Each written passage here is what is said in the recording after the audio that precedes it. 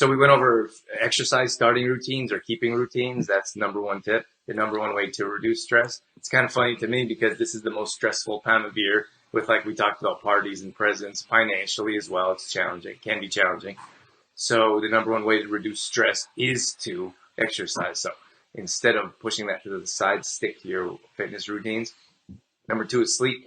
We just, just went over different sleep tips.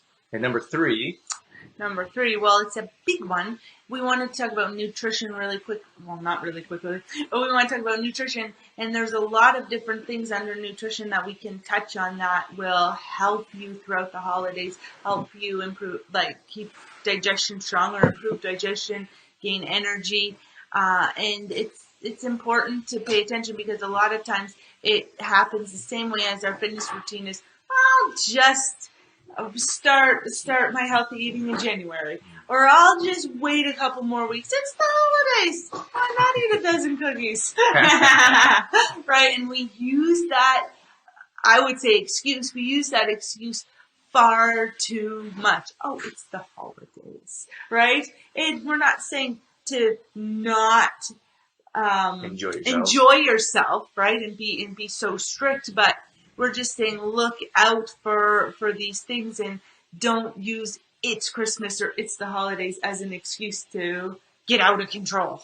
Right, because it's one thing after another. And it's not like just this party or it's not like this weekend or this market. It all adds up and it's continuing. Like I said, it's habits that we're forming. So if it's okay now, it's going to be okay later, and then it's just going to carry on. So we have to have a structure. We have to have a plan, and we have to execute that plan to stay on track. Otherwise, everything just goes out. You know what? I had an interesting fact. Sorry, it just popped into my head that I'll have to find the step. It was like some professional institute that was talking about how we gain most of our weight during the nutrition season.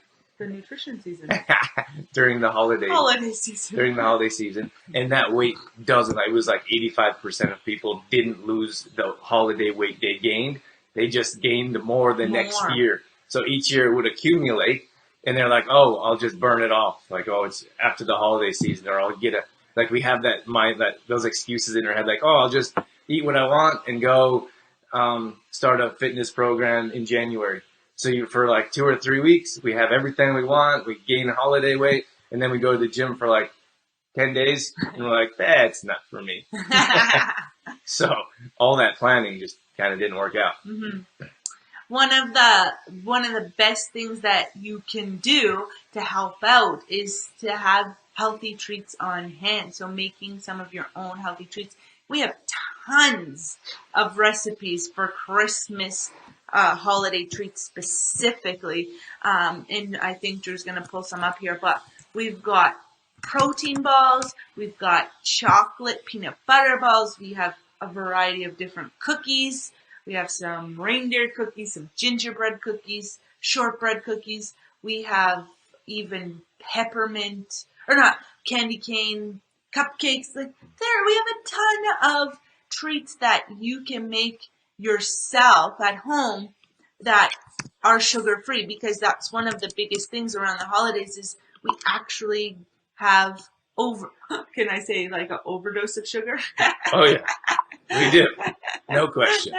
We overdose on sugar on most days, and then match that up with Halloween and Thanksgiving and Christmas, and it's like it's endless. We just have eat a couple quick ones. Eat before events. Mm-hmm. That's a big one.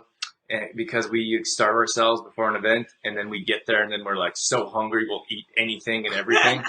So we have to eat before events. Yeah, and eat something nice and light and fibrous, I suppose. A nice salad, leafy greens, smoothie. Eat something that's going to provide a lot of nutrition to your body as well, because a lot of times when we show up to an event or a party, we're not quite sure what's going to be served. So it's always nice not to show up starving. That's right. And then the other one is veggies. Like, we look for veggies first. Like, I think we go to like our taste buds or sugar. Like, there's chocolate or there's things that we deep fried, things that we know we shouldn't have.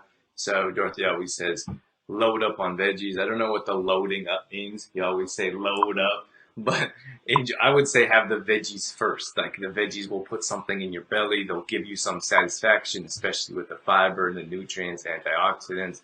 That's going to give you a step up. You're not going to be starving and fill your belly with all kinds of less than quality foods, and then you're too full to go to the veggie section. You know what's interesting too about the raw veggies is that because they're raw, like it's this is gonna sound totally strange, but it takes you longer to eat them.